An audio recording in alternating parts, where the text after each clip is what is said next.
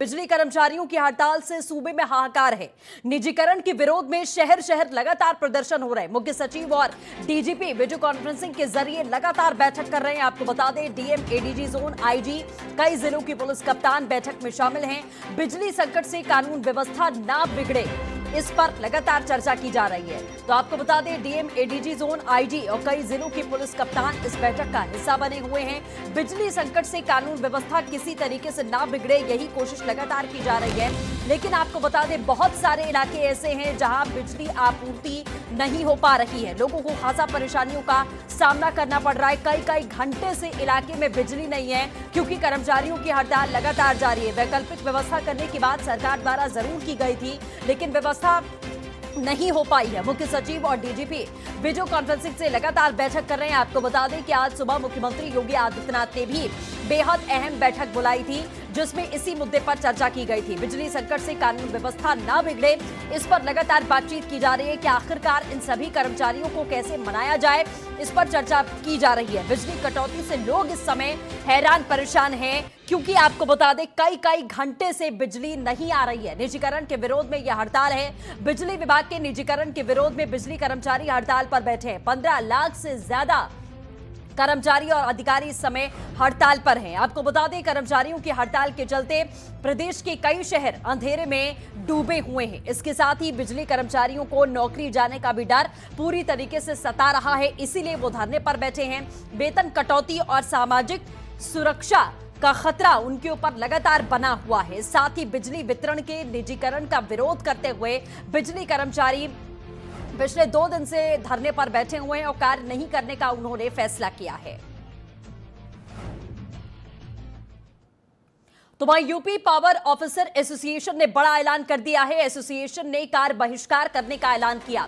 दूसरी तरफ शासन में बैठकों का दौर जारी है। विद्युत कर्मचारी संयुक्त संघर्ष समिति के कर्मचारियों के साथ में बैठक तिलक हॉल में मंत्री समूह के साथ में चल रही है। विद्युत कर्मचारियों की बैठक, ये लगातार आपको बड़े अपडेट हम दे रहे हैं कि कार्य बहिष्कार का ऐलान कर दिया गया है। बिजली कर्मचारियों की तरफ से, विभाग के कर्मचारियों की तरफ से साफ कहा गया है कि हम कार्य नहीं करेंगे जब तक इस पूरे मामले का निवारण नहीं निकलता। इससे पहले भी ऊर्जा मंत्री यानी कि श्रीकांत शर्मा से बातचीत इन कर्मचारियों की हुई थी। उन्होंने प्रस्ताव वापस लेने पर अपनी मंजूरी भी दी थी, लेकिन आपको बता दें, यूपीपीसीएल के चेयरमैन से इनकी बातचीत नहीं बन पाई है। उनकी तरफ से अड़ियल रवैया दिखाया जा रहा है, ऐसा बिजली विभाग के अधिकारी कह रहे हैं कि उनका रवैया ठीक नहीं है। इसी वजह से हम अभी भी धरने पर बैठे रहेंगे क्योंकि उन्होंने हस्ताक्षर नहीं किए हैं। हालांकि ऊर्जा मंत्री ने साफ तौर पर इस मामले पर सहमति बनाई थी।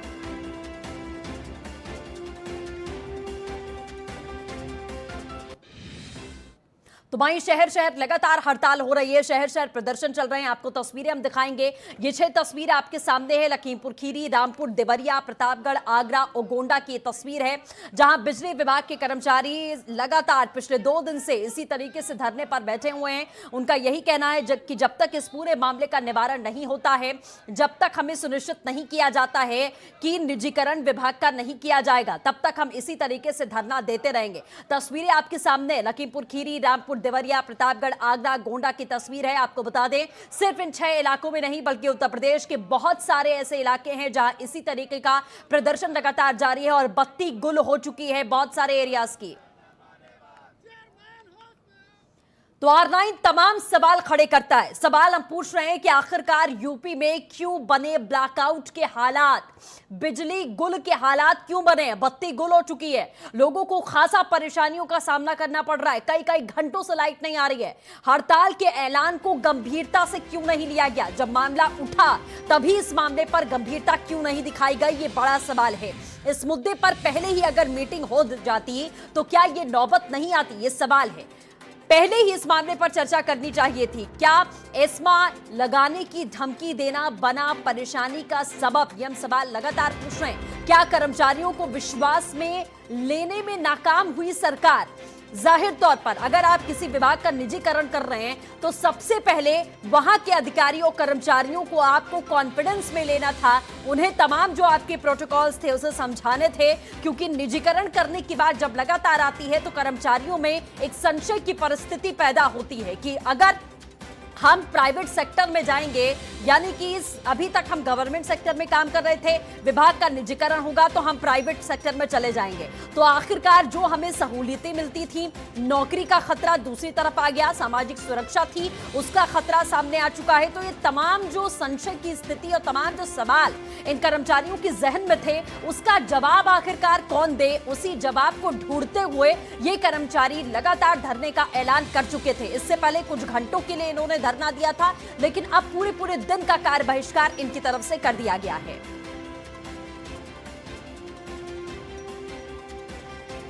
तो अब ये खतरा है क्योंकि कई घंटे हो चुके हैं और बिजली कई इलाकों में नहीं आ रही है।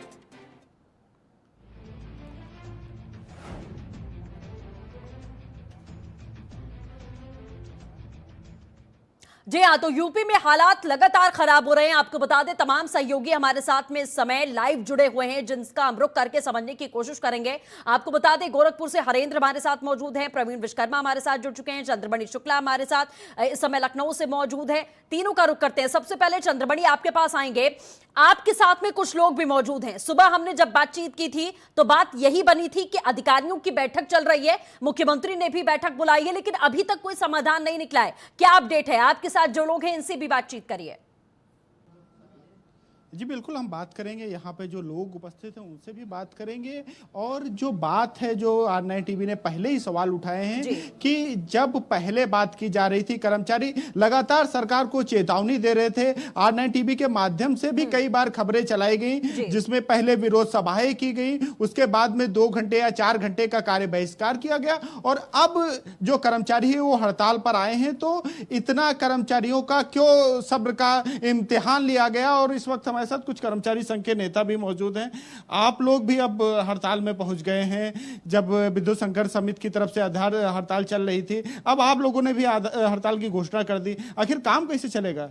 देखिए, सबसे बड़ा सवाल है कि उत्तर प्रदेश सरकार को और पावर कॉर्पोरेशन प्रबंधन को यह सोचना चाहिए कि हम लोग लगातार अपनी बात को रख रहे थे और लगातार ये कह रहे थे कि सरकार की जो सेवा शर्तें हैं, जो भी शर्तें सरकार चाहे, उस शर्तों के आधार पर हम सुधार करेंगे। हमारा एक अभियान चला था, सुधार करके पूर्वांचल विद्युत वितरण निगम को हम बचाएंगे, ना कि निजीकरण करके। सरकार ने कहा कि आपके पास मसौदा क्या? हमने कहा हमारे पास मसौदा है, रोल आउट प्लान है।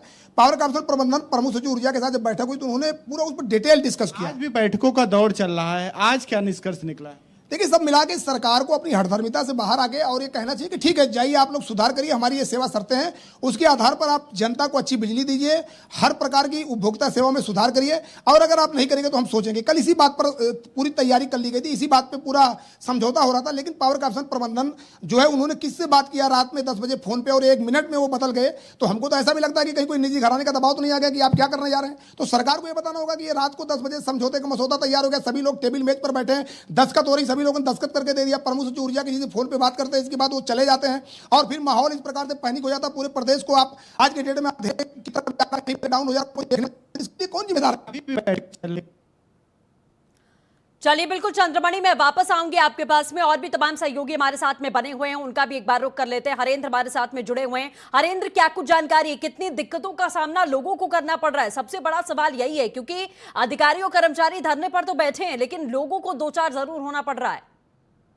24 घंटे हो गए। गोरखपुर जिले की बात अगर की जाए तो खास तौर से उत्तर प्रदेश की बात अगर की जाए तो खास तौर से उत्तर प्रदेश के मुख्यमंत्री योगी आदित्यनाथ का ये गृह जनपद है। बीते 24 घंटों से यहाँ पर बिजली नहीं है। हमारे साथ कुछ स्थानीय लोग हैं, क्योंकि R9 की टीम जीरो ग्राउंड पर पहुंच करके कोई खबरों को दिखाने का हमेशा प्रयास किया है।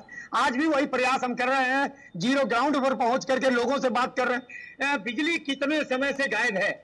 बिजली देखिए, कल सवेरे 11 बजे से रात में कब आई हम लोग को मालूम नहीं। रात भर हमारे ख्याल से बिजली गायब थी। पानी की बहुत दिक्कत हो गई, 1 बूंद पानी घर में हम लोग के नहीं था।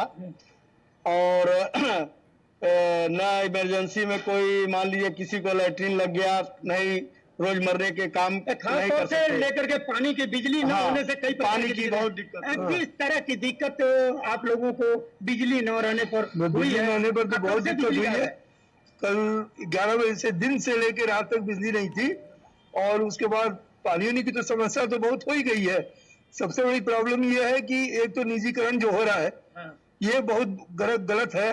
इसलिए कि एक तो चाइना मीटर लगा था, और उसमें ऐसे ही बहुत काफी मतलब बिल आ रहे हैं और ये निजीकरण होने के वजह से पूरी जनता एकदम परेशान हो जाएगी। जनता परेशान हो बहुत जनता परेशान। तो अभी आप हमारे दर्शक R9 की टीम जीरो ग्राउंड पर पहुंच करके लोगों की जानने का प्रयास किया है कि बिजली न रहने से किस तरह की लोगों को खास तौर से परेशानी हुई है और किस तरह से ये लोग कई ऐसे मोहल्ले हैं जहां पर बिजली नदारत है, 24 घंटे तक नहीं आई है। खास तौर से महानगर की बात नहीं है। बिल्कुल ठीक है, चलिए आप बने रहिए हमारे साथ में, फिर से आपका रुख करूंगी। एक बार फिर से लखनऊ चलते हैं जहां चंद्रमणि लगातार हमारे साथ में बने हुए हैं। चंद्रमणि, आप बातचीत भी कर रहे थे, अधिकारियों से समझने की कोशिश भी कर रहे थे, इन कर्मचारियों से जिनके क्योंकि संगठन में बटा हुआ है पूरा विभाग और कई संगठन है जो अब पूरी तरीके से विरोध करने पर आमादा हो चुके हैं, लेकिन लोगों को जो परेशानियों का सामना करना पड़ रहा है, आखिरकार इनकी तरफ से क्या ये बातें सामने आ रही हैं कि क्या ऊपर से, क्योंकि ऊर्जा मंत्री से आपने बातचीत की थी, उन्होंने आपको आश्वस्त कर दिया था,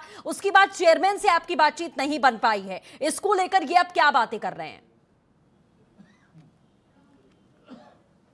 जी बिल्कुल, हम बात करेंगे। आप लोगों की बात हुई, ऊर्जा मंत्री से बात हुई, चेयरमैन से बात हुई, फिर ऐसा क्या हुआ कि बातें अभी तक नहीं बन पा रही? लगातार बैठकों का दौर चल रहा है, क्यों नहीं बात बन पा रही? ये तो हमारी भी समझ में नहीं आ रहा है। कल हम लोग 10-11 बजे तक शक्ति भवन में बैठे रहे, माननीय ऊर्जा मंत्री जी की अध्यक्षता में चेयरमैन साहब के साथ बैठक हुई। मौखिक रूप से सब लोगों ने कहा कि हाँ भाई, बिना निजीकरण के हम समझौता करते हैं, आप लोग सुधार करिए और सुधार में ये करिए। हम लोग तैयार थे, पहले भी तैयार थे हम लोग। प्रदेश की जनता परेशान है, कई माननीयों के घर पे बिजली नहीं आ रही है, वो खुद परेशान है, तो ऐसा क्यों? इतनी अजमत की स्थिति कैसे हो गई? स्थिति इसलिए हो गई, जब 1 महीने से ये आंदोलन चल रहा है, हम लोग जन जागरूकता अभियान चला रहे थे, जनप्रतिनिधियों से मिल रहे थे, हर पार्टी के नेताओं से मिले, भाजपा के नेताओं से भी मिले, उनके प्रदेश अध्यक्ष से भी मिले, सबसे मिले। हम नहीं चाहते थे कि ये स्थिति पैदा हो, लेकिन हम देख रहे हैं प्रबंधन और सरकार की तरफ से जब सकारात्मक रूप से वो बात नहीं की गई, और कल तो हद हो गई कि जब समझौता होने के कगार पर आ गया और समझौता नहीं हुआ, मतलब दस्तखत रह गए, बाकी सारी बातें पूरी हो गई। चेयरमैन साहब, ऊर्जा मंत्री, सब लोग एग्री कर गए, और 11th आवर्स पे क्या हुआ पता नहीं, चेयरमैन साहब ने दस्तखत करने से मना कर दिया, वहीं बात बिगड़ गई। अगर कल ही हो जाता तो ये दिक्कत ना होती। बिल्कुल, यहाँ पे विद्युत संघ के कर्मचारियों का साफ तौर से यही कहना है कि अगर पहले बात मान ली गई होती, बात बन गई होती, उन्होंने सबके पास फरियाद की, चंद्रमणि, बातचीत से यही पता चलता है कि एन मूवमेंट पर आखिरकार क्या हुआ, इस बात का अंदाजा किसी को नहीं है कि आखिर में सिर्फ साइन करने थे और वो साइन चेयरमैन साहब ने क्यों नहीं किए, ये अपने आप में बड़ा सवाल है। प्रवीण सोनभद्र से लगातार हमारे साथ में बने हुए हैं। प्रवीण, सोनभद्र में क्या हालात हैं? लगातार आपने भी वहां स्थानीय लोगों से बातचीत की होगी, क्योंकि साफ तौर पर कई इलाके ऐसे हैं जहां कई घंटों से बिजली नहीं आ रही है, जो कर्मचारी धरने पर बैठे हैं उसकी वजह से सब कुछ प्रभावित हो रहा है। क्या जानकारी है, विस्तार से बताइए। जी, आपको अगर बता दें तो सोनभद्र की अगर हम बात करें तो सोनभद्र जो है ऊर्जा का हब माना जाता है। लगभग 12,000 मेगावाट बिजली यहाँ सोनभद्र में उत्पादन होता है। अगर ऐसे में बिजली कर्मचारियों के हड़ताल की अगर हम बात करें तो लगभग 30 घंटे से पूरी तरह से विद्युत आपूर्ति ठप है। लोगों के घरों में पानी नहीं है, लोग पानी के लिए तरस रहे हैं। और जहां इस कोरोना काल में जहां बच्चों की शिक्षा पे प्रभाव पड़ रहा है, जहां ऑनलाइन शिक्षा पे प्रभाव पड़ रहा है, वहीं लोग इसे काफी 30 घंटे से लोग बिजली से जूझ रहे हैं। हमारे साथ कई लोग ऐसे हैं, उनसे हम बातचीत करेंगे और उनकी समस्याएं जानेंगे। जी, क्या नाम है आपका? शशिकांत बोल रहा हूँ, गजराज नगर ओबरा सोनभद्र से। सर जी, क्या समस्या हो रही है? 30 घंटे से लगभग बिजली नहीं है। सर, बिजली नहीं है। आज के समय में आपको पता है, बिजली और पानी ऐसा चीज है कि आदमी बिना बिजली और पानी के नहीं रह सकता। अब पिछले लगभग 30 से 32 घंटे हो गए हैं और अभी तक बिजली की समस्या अभी जूझ रहा है आदमी। कल से लगभग आज तक अभी बिजली का कोई भी 1 मिनट भी नहीं आया, आवागमन नहीं हुआ है। और कटे होने से हम लोग का जो पानी का आपूर्ति आ रही है, सरकारी पानी, वो भी अभी तक आ नहीं रहा है। तो इसके लिए आप बताएं, आपका क्या नाम है और बिजली लगभग कितने घंटे से नहीं है? सर, हमारा नाम आदित्य प्रताप सिंह है, मैं गजराज नगर ओबरा से हूँ। कल सुबह 11 बजे से बिजली कटी हुई है हम लोगों की, जिसके चलते यहाँ के लोगों को बहुत दिक्कत का सामना करना पड़ रहा है। और बोर्ड के लोग, जो भी यूपीपीसीएल के लोग हैं, धरना बैठे हुए हैं, धरना दे रहे हैं सरकार के खिलाफ। परेशानी हो रही है? लगभग 30 घंटे से बिजली नहीं है, क्या समझ में आ रहा है आपको? विद्युत कोई भी विद्युत कर्मचारी ना तो फोन उठा रहा है, ना किसी का मोबाइल ऑन है कि आदमी फोन करके उनसे हालचाल ले सके, पूछ सके बिजली कब आएगी। कल जानकारी लेने पे यहाँ के लोगों ने, यहाँ के बिजली विभाग के लोगों ने जानकारी दी कि फॉल्ट है, लाइन शाम तक आ जाएगी, लेकिन उनसे सरासर झूठ वो लोगों ने बोला। और बार बार जैसा कि अगर जी। हम बता दें आपको कि जो यहाँ पे विद्युत कर्मचारी वो पूरी तरह से बिल्कुल, हड़ताल पे चलिए हैं जाहिर और तौर पर कोई भी प्रवीण आप कर्मचारी- सभी बने रहिए हमारे साथ में, हम फिर से रुक करेंगे आपका। लेकिन बड़े सवाल है जो लगातार R9 टीवी पूछ रहा है कि आखिरकार यूपी में ऐसी परिस्थिति बनी ही क्यों, ब्लैकआउट के हालात क्यों बन गए उत्तर प्रदेश में, ये बड़ा सवाल है। हम लगातार पूछ रहे हैं हड़ताल के ऐलान को गंभीरता से आखिरकार सरकार ने क्यों नहीं लिया। इस मुद्दे पर अगर पहले ही मीटिंग हो जाती तो क्या ऐसी परिस्थिति बनती। हड़ताल के ऐलान को गंभीरता से नहीं लिया गया, जिसकी वजह से इन समस्याओं का सामना आज उत्तर प्रदेश में करना पड़ रहा है विभाग को भी, सरकार को भी और आम जनमानस को भी। इस मुद्दे पर अगर पहले ही मीटिंग हो जाती तो ये नौबत नहीं आती। बिल्कुल ये सवाल उठता है कि क्या पहले मामले पर बातचीत नहीं करनी चाहिए थी, क्या इस्मा लगाने की धमकी देना परेशानी का सबब बन गया। और सबसे बड़ा सवाल, क्या कर्मचारियों को विश्वास में लेने में नाकाम हुई है सरकार। तो लगातार इसी खबर पर हम बने हुए हैं, क्योंकि आपको बता दें बैठकों का सिलसिला तो जारी है, लेकिन कई घंटे बीत चुके हैं। कई इलाके ऐसे हैं जहां कई घंटे बीत चुके हैं, लोगों को बिजली नहीं मिल रही है, खासा परेशानियों का सामना करना पड़ रहा है। रुकेंगे एक छोटे से ब्रेक के लिए, जल्द हाजिर होंगे। जी हाँ, तो बिजली विभाग की हड़ताल पर हम लगातार तमाम सवाल पूछ रहे हैं कि आखिरकार यूपी में ब्लैकआउट के हालात क्यों बने। ये सबसे पहला सवाल है कि ऐसी परिस्थिति उत्तर प्रदेश में बनी ही क्यों, क्या इसे पहले से ध्यान नहीं देना चाहिए था।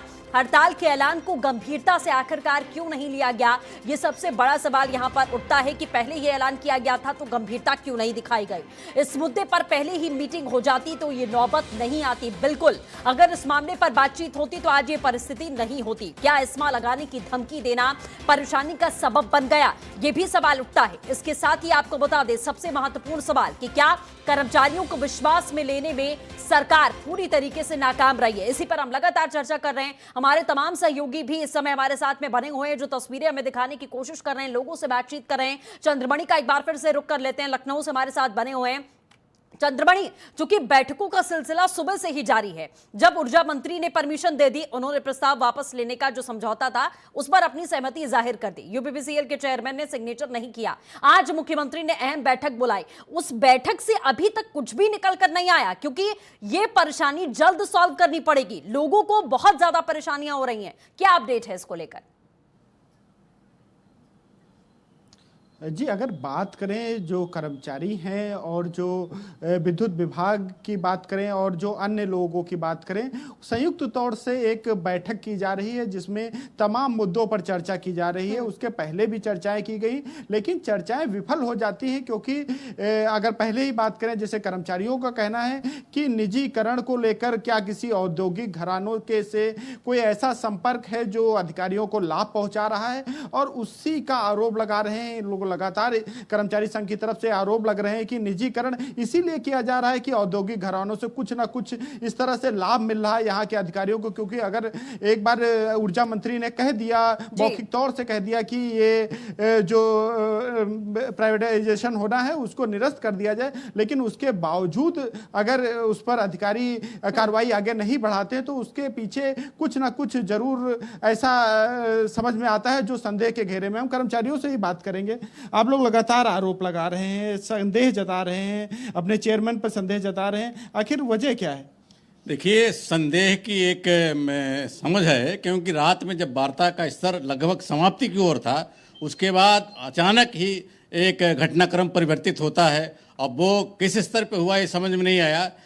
थैंक्स भी हो गया माननीय मंत्री जी का, सारे संगठनों का हो गया, लेकिन बाद में भी तीन चार घंटों से लगातार बैठकों का दौर जारी है, लगातार बैठकें सुनने में आ रही है, लेकिन निष्कर्ष नहीं निकल पा रहा है। इसके पीछे क्या वजह? इसके वजह कहीं न कहीं कोई वजह तो होगी, कहीं न कहीं से गाइड हो रहा है कोई चीज़ जो है किसी लेवल पे, कहीं न कहीं से आपका ये जो निजी घराने का भी हो सकता है, कहीं दबाव हो किसी रूप में जो है। क्या औद्योगिक लोग कुछ गतिविधियों में दखलंदाजी कर रहे हैं? नहीं, निश्चित रूप पे हो सकता है, लेकिन अभी सामने नहीं है। आप लोग विभाग के अंदर हैं, आप लोगों को ज्यादा जानकारी होगी कि क्या किसी अन्य औद्योगिक घराने की दखलंदाजी है इसमें। नहीं, कहीं न कहीं तो रहती है कभी कभी। अच्छा, जो प्राइवेटाइजेशन हो रहा था उसमें किन कंपनियों का नाम आ रहा था, कुछ इस तरह से था? देखिए, ऐसी कुछ जानकारी फिलहाल नहीं है। नहीं चंद्रमणि, लेकिन एक ये है सवाल कि यहाँ जो, पर महत्वपूर्ण उठता है कि क्या बिजली मंत्री जो से बड़े घराने अधिकारी हो गए हैं? बनाते हैं, आखिरकार क्या जब नाम मंत्री की है, तरफ से corruption साफ तौर पर units कह है, दिया गया कि प्रस्ताव वापस लिया जाएगा और हस्ताक्षर किया जाए और तमाम कर्मचारियों को बातों को माना गया है, तो औद्योगिक घरानों का इन्वॉल्वमेंट इसमें आया कहां से? ये बात, ये एंगल कहां से आ रहा है? क्योंकि मंत्री अगर सहमति अपनी जाहिर कर रहे हैं तो उससे बड़ी अथॉरिटी और क्या होगी विभाग के लिए?